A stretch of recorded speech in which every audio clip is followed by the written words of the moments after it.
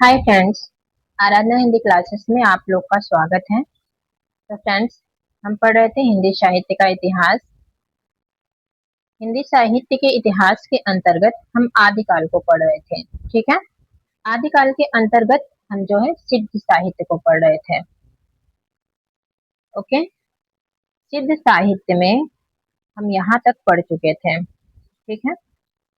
सिद्ध साहित्य के अंतर्गत ये हम कथन पिछली वीडियो में देख चुके हैं। सिद्धों के संबंध में विद्वानों के कथन, ये राम कुमार वर्मा के कथन है, शिव कुमार शर्मा, आचार्य प्रसाद द्विवेदी और आचार्य रामचंद्र शुक्ल। ये कथन हम जो है पिछली वीडियो में देख चुके हैं। फ्रेंड्स, अभी तक जिन्होंने पिछली वीडियो नहीं देखी है, आप लोग जरूर देखिए और वहां से अपना नोट्स बनाते चलिए। ठीक है फ्रेंड्स, मेरे साथ साथ क्लास से ही नोट्स बनाते चलिए। ओके। तो आज हम पढ़ेंगे सिद्ध साहित्य के अंतर्गत सिद्धों की प्रमुख मान्यताएं एवं प्रवृत्तियां। ठीक है फ्रेंड्स, ये टॉपिक वेरी मोस्ट इम्पोर्टेंट है, यहाँ से क्वेश्चन पूछे जाते हैं। तो सिद्धों की प्रमुख मान्यताएं एवं प्रवृत्तियां क्या क्या हैं? सिद्ध जो थे निरीश्वरवादी थे। सिद्ध क्या थे? निरीश्वरवादी थे। वो ईश्वर में कोई आस्था नहीं रखते थे। ठीक है। ये अपने नाम के साथ आदर सूचक पा का प्रयोग करते थे। सिद्ध जो है अपने नाम के साथ आदर सूचक पा का प्रयोग करते थे, जैसे सरहपा, लुईपा, कड़हपा। ये लास्ट में पा है ना, तो ये इनका आदर सूचक है। ये नाम के साथ अपने आदर सूचक पा का प्रयोग करते थे। ठीक है। सिद्ध में पंच मकार की प्रवृत्तियां हैं। सिद्ध के अंतर्गत पंच मकार कौन कौन से हैं? पहला है मत्स्य, दूसरा है मांस, तीसरा है मैथुन और चौथा है मुद्रा, पांचवा है मध्य। ठीक है, क्लियर है? यहाँ तक क्लियर है? चलिए आगे चले। सिद्धों के यहाँ महामुद्रा का तात्पर्य क्या है? नारी संसर्ग। सिद्धों के यहाँ महामुद्रा का तात्पर्य क्या है? नारी संसर्ग। सिद्ध अपने साथ वज्र यानी पुलिस व कमल रखते थे। क्रमशः लिंग तथा, यहाँ पे तथा होगा, लिंग तथा योनि के प्रतीक हैं। यहाँ पे वज्र जो है, वज्र लिंग का प्रतीक है और कमल जो है ये योनि का प्रतीक है। जन भाषा में अपनी वाणी का प्रचार करते थे। चमत्कार प्रदर्शन की प्रवृत्ति पाई जाती थी सिद्धों में, और सिद्धों में उलट वासियों का प्रयोग किया गया है। ठीक है। सिद्धों में उलट वासियों का प्रयोग किया गया है। गुरु की महत्ता व अनिवार्यता पर बल दिया गया है। सिद्धों में जो है गुरु की महत्ता व अनिवार्यता पर बल दिया गया है। बौद्धों की शून्यवाद संबंधी विचारधारा शंकराचार्य के अद्वैतवाद एवं मायावाद का मार्ग भी सिद्धों में प्रशस्त किया। ठीक है। सिद्धों ने प्रवृत्तियों के दमन को गलत बताया है। ये भी पॉइंट मोस्ट इम्पोर्टेंट है। सिद्धों ने प्रवृत्तियों के दमन को गलत बताया है। ठीक है, क्लियर है यहाँ तक? आगे चले। चलिए अगला पॉइंट है, सिद्धों में वामाचार की प्रवृत्ति पाई जाती थी। सिद्धों में योग साधना द्वारा शरीर की शुद्धि पर बल दिया जाता था। सिद्धों में जो है योग साधना के द्वारा शरीर की शुद्धि में बल दिया जाता था। ठीक है। सिद्धों में नारी सहवास पर बल दिया जाता था। सिद्धों में किस पर बल दिया जाता था? नारी सहवास पर। ओके। सिद्धों में वैदिक धर्म एवं ब्राह्मणवाद का खंडन था। सिद्धों में क्या था? वैदिक धर्म और ब्राह्मणवाद का खंडन किया गया था। सिद्धों में जाति प्रथा एवं वन व्यवस्था पर प्रहार किया गया था। इनकी भाषा प्रतीकात्मक, गूढ़ एवं रहस्यात्मक थे। सिद्धों की भाषा क्या थी? प्रतीकात्मक एवं गूढ़ रहस्यात्मक थे। ठीक है। सिद्ध जो है तंत्र साधना द्वारा सिद्धि प्राप्त करने पर बल देते थे। सिद्ध जो है तंत्र साधना द्वारा सिद्धि प्राप्त करने पर बल देते थे। क्लियर है यहाँ तक? अगला पॉइंट है, सिद्धों में महासुखवाद में आस्था। महासुखवाद में आस्था थी सिद्धों में। अगली हेडिंग है प्रमुख सिद्ध कवियों का आरोही कालानुक्रम। ठीक है, यहाँ से क्वेश्चन पूछे जाते हैं, वेरी मोस्ट इंपॉर्टेंट है। तो पहले है सरापा। कालक्रम की दृष्टि से पहले सिद्ध कवि जो है सरापा है। इनका समय क्या है? 769 ईस्वी। समय क्या है? ध्यान देना है, 769 ईस्वी। दूसरे कवि हैं कालक्रम की दृष्टि से लुइपा। लुइपा का समय है 773 ईस्वी।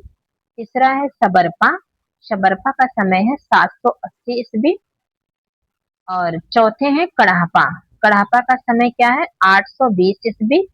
और पांचवे हैं कुकुरिपा। इनका समय है 840 ईस्वी।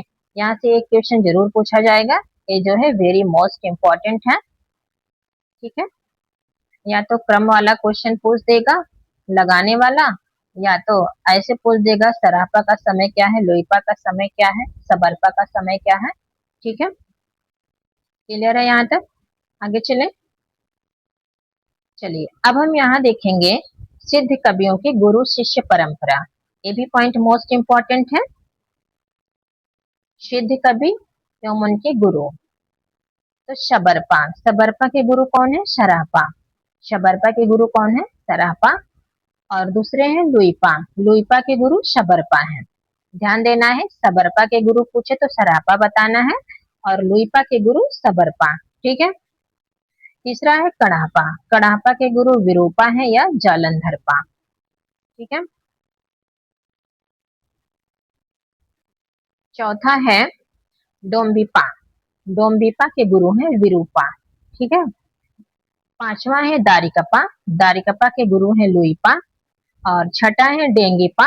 इनके भी गुरु लुइपा हैं। ध्यान देना है, दारिकपा के गुरु पूछे लुइपा और डेंगीपा के गुरु पूछे तो भी लुइपा। ठीक है। सातवां है तिलोपमा। तिलोपमा के गुरु हैं विजयपा। और आठवां है कुक्कुरिपा। इनके गुरु हैं चरपटिया। मोस्ट इंपॉर्टेंट है। आगे चले।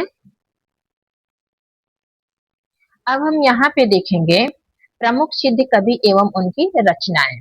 ठीक है, तो सबसे पहले हम सरापा को पढ़ेंगे। ओके, सरापा को देखेंगे। सरापा का समय डॉक्टर विनय तोष भट्टाचार्य के अनुसार विक्रमी संवत 690 है। ठीक है, डॉक्टर विनय तोष भट्टाचार्य के अनुसार पूछे विक्रमी संवत 690 बताना है। अगर सरापा का समय ऐसे पूछे, किसी विद्वान का नाम ना देके पूछे, तब कितना बताना है? 769 बताना है। ठीक है, अगर विनय तोष भट्टाचार्य के अनुसार पूछे सरापा का समय तो 690 बताना है विक्रमी संवत। दूसरा पॉइंट है डॉक्टर रामकुमार वर्मा के अनुसार सरापा का समय जो है विक्रमी संवत 717 से 826 है। ठीक है, कितना है? 717 से 826। क्लियर है? चलिए अगला पॉइंट है राहुल सांकृत्यायन के अनुसार सरापा का समय जो है 769 ईस्वी के लगभग है और यही सर्वमान्य मत भी है। ठीक है, सरापा ब्राह्मण जाति के थे और इनका कार्य क्षेत्र जो था नालंदा था। आगे चले। अब यहाँ पे हम देखेंगे सरापा के अन्य नाम। सरापा के अन्य नाम कौन कौन से हैं? सरापा का अन्य नाम है राहुल भद्र, सरोज वज्र, पद्म वज्र और सरोरूह। ठीक है, अगला पॉइंट है सरापा धर्मपाल के समकालीन थे। सरापा किसके समकालीन थे? तो राजा धर्मपाल के समकालीन थे और धर्मपाल का समय जो है 769 से 809 ईस्वी है। क्लियर है यहाँ तक? चलिए साथ साथ आप लोग नोट करते चलिएगा। अगला पॉइंट है राहुल सांकृत्यायन एवं डॉक्टर नगेंद्र इनको हिंदी का प्रथम कवि माना है। यही सर्वमान्य मत भी है। राहुल सांकृत्यायन एवं डॉक्टर नगेंद्र ने सरापा को हिंदी का प्रथम कवि माना है। ठीक है, इनकी 32 रचनाओं का उल्लेख मिलता है जिसमें से मुख्य निम्नलिखित हैं। सरापा के 32 रचनाओं का उल्लेख मिलता है जिसमें से कुछ रचनाएं इनके हैं। जैसे पहला है दोहा कोश। दोहा कोश, दूसरा है दोहा कोश गीति, तीसरा है चर्या गीति और चौथा है कामकोश अमृत वज्र गीति, पांचवा है डाकनी वज्र गीति। ठीक है, अब हम आगे देखेंगे दोहा कोश का संपादन करने वाले विद्वान कौन है। तो यहाँ पे थोड़ा सा मिसप्रिंट है, यहाँ पे दोहा कोश होगा। ठीक है, दोहा कोश का संपादन करने वाले विद्वान प्रबोध चंद्र बागची और राहुल सांकृत्यायन है। ठीक है, पहले कवि जो है दोहा कोश का संपादन पहले किसने किया, तो प्रबोध चंद्र बागची ने, और दूसरे नंबर पे राहुल सांकृत्यायन ने किया है। ठीक है, यहाँ तक क्लियर। आगे चले, अब हम आगे देखेंगे सराहपा की चर्चित पंक्तियां कौन कौन सी हैं, ये भी मोस्ट इंपॉर्टेंट है। ठीक है, तो इनकी पंक्ति है, पंडित स अल सत्य बखाड़े, देहि रुद्ध बसंत जाड़े। ये किसकी पंक्ति है, सराहपा की पंक्ति है, यहाँ ये क्वेश्चन पूछा गया है। ठीक है, इनकी अगली पंक्ति है, जय मन पवन न संचरे, रवि शशि नाहि पवेश। अगली एक पंक्ति है, गुरु उबससे अमीय रसु, धामय वा पिव जय।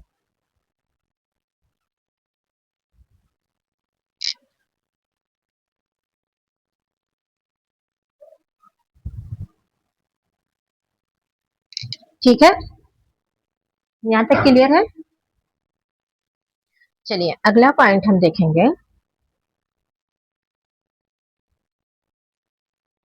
हिंदी में चौपाई एवं दोहा छंदों की प्रथम प्रयोक्ता कौन है, तो सराहपा है। यहाँ पे ध्यान देना है, हिंदी में चौपाई एवं दोहा छंदों के प्रथम प्रयोक्ता पूछे तो सराहपा को बताना है। ठीक है, सराहपा के संबंध में आलोचकों के मत क्या क्या है। पहला पॉइंट है, सिद्धों में सराहपा सबसे पुराने सिद्ध हैं, इनका समय 690 है, आचार्य रामचंद्र शुक्ल का कथन है। ठीक है, सिद्धों में सराहपा सबसे पुराने सिद्ध हैं और इनका समय क्या है, विक्रमी संवत 690। ये कथन किसका है, ये मत किसने दिया, तो आचार्य रामचंद्र शुक्ल ने दिया। ठीक है, अगला पॉइंट हम देखेंगे, आक्रोश की भाषा का पहला प्रयोग सराहपा में ही दिखाई देता है। ये किसने कहा, डॉक्टर बच्चन सिंह ने। ये भी मोस्ट इंपॉर्टेंट पॉइंट है, ये क्वेश्चन आया हुआ है। ठीक है, आक्रोश की भाषा का पहला प्रयोग सराहपा में ही दिखाई देता है, डॉक्टर बच्चन सिंह का कथन है। अगला पॉइंट है, सराहपा दोहा चौपाई के प्रथम प्रयोक्ता एवं हिंदी के प्रथम कवि हैं। किसने कहा, राहुल सांकृत्यायन ने। क्लियर है यहाँ तक। चलिए अगले कवि को हम देखेंगे, सबरपा को। ठीक है, सबरपा का समय जो है 780 ईस्वी के लगभग है। सबरपा का समय क्या है, 780 ईस्वी के लगभग। इनके गुरु सराहपा हैं, सबरपा के गुरु कौन है, सराहपा, और इनके शिष्य जो है लुइपा हैं। सबरपा के शिष्य कौन है, लुइपा, और गुरु है सराहपा। ठीक है, इनका जन्म मगध के क्षत्रिय वंश में हुआ था। सबरपा का जन्म जो है मगध के क्षत्रिय वंश में हुआ था। ठीक है, सबरों जैसा जीवन व्यतीत करने के कारण सबरपा के नाम से प्रसिद्ध है। ये जो है सबरपा जो है सबरों जैसा जीवन व्यतीत करने के कारण ये सबरपा के नाम से प्रसिद्ध हुए। ठीक है, ये राजा धर्मपाल के समकालीन थे। सराहपा भी राजा धर्मपाल के समकालीन थे और सबरपा भी राजा धर्मपाल के समकालीन थे। ठीक है, ये विक्रमशिला विश्वविद्यालय के प्रथम आचार्य थे। ये जो है मोस्ट इंपॉर्टेंट पॉइंट है, ये विक्रमशिला विश्वविद्यालय के प्रधान आचार्य थे। ठीक है, यहाँ तक क्लियर है। आगे आगे चलें, अब हम आगे देखेंगे सबरपा की रचनाएं। तो सबरपा की रचनाओं का ट्रिक है, चाची गंभीर मुद्रा में शून्य। ये ट्रिक आप लोग को याद रखना है, ट्रिक याद रहेगा तो आप लोग आसानी से रचना याद कर लेंगे। ठीक है, चाची गंभीर मुद्रा में शून्य। च से होगा चर्या पद और ची से होगा चित्त गुहा, चित्त गुहाए गंभीरार्थ इसका दूसरा नाम है, और गंभीर से होगा गंभीरार्थ, और मुद्रा यहाँ पे जोड़ देना है महामुद्रा। ठीक है, मुद्रा से यहाँ जोड़ देना है महामुद्रा, और वे से है वज्रगीति, यहाँ वे है ना, वे और शून्य, तो यहाँ पे वे से है वज्रगीति या वज्र योगिनी साधन और शून्यता दृष्टि। इनकी रचनाएं क्लियर है? एक बार फिर से देखिए आप लोग। चर्यापद, चित्त गुहा, चित्त गुहाए गंभीरार्थ गीति, गंभीरार्थ महामुद्रा, वज्रगीति या वज्र योगिनी साधन। क्लियर है? चलिए आगे चले। अब इनकी पंक्तियां हम देखेंगे, ठीक है।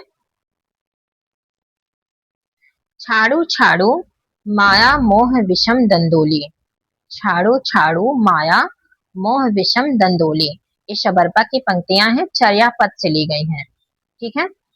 अगली पंक्ति है महासुखे विलंसती सबरो लुइपा गुड़ महोल, ठीक है। तो फ्रेंड्स आज के लिए इतना ही। मेरी वीडियो कैसी लगी आप लोग कमेंट बॉक्स में जरूर बताना, और इसमें अभी और क्या सुधार करना है आप लोग अपनी राय जरूर देना प्लीज। अगर आप नए हो तो मेरे चैनल को सब्सक्राइब कीजिए और बेल आइकन के साथ। ओके फ्रेंड्स, धन्यवाद।